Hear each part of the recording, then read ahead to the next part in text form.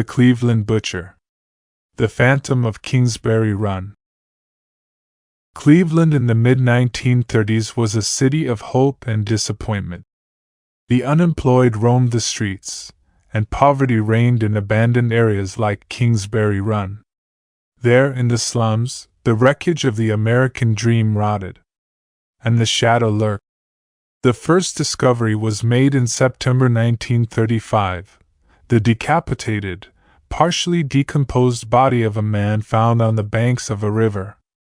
The head was gone without a trace. The police thought it was the work of a random killer, until the bodies began to appear again and again. The victims were men and women, mostly unknown, homeless, forgotten by society.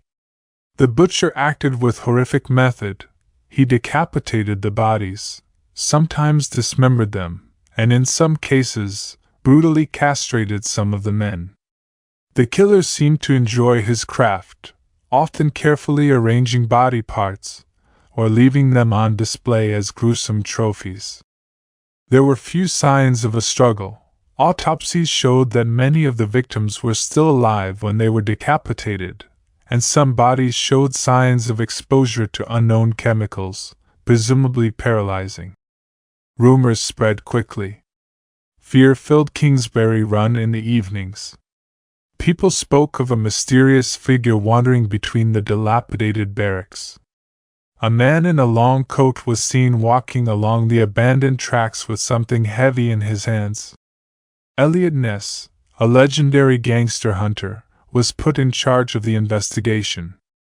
He organized large-scale raids on the slums, ordering entire blocks to be burned in an attempt to smoke out the killer from his hiding place. But neither fire nor the steely hands of the law could stop the bloody harvest. Several suspects came to the attention of the police, including a mentally unstable doctor who worked at a mental hospital where patients often disappeared without a trace. He was questioned, but the evidence was only enough for a brief arrest. A few days later, he was found dead, officially a suicide. But many whispered that he was just a pawn, or that he knew too much. The last known victim was a woman whose remains were found in 1938. After that, the murders stopped as suddenly as they began. Some said that the killer left the city.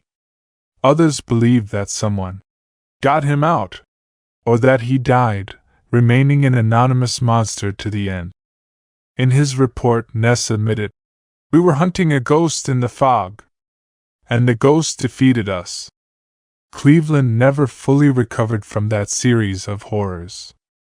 To this day, among the rotted beams and rusty rails of Kingsbury Run, one can hear the rustle of footsteps on cold nights, or see a strange shadow in the fog, bending over another nameless victim.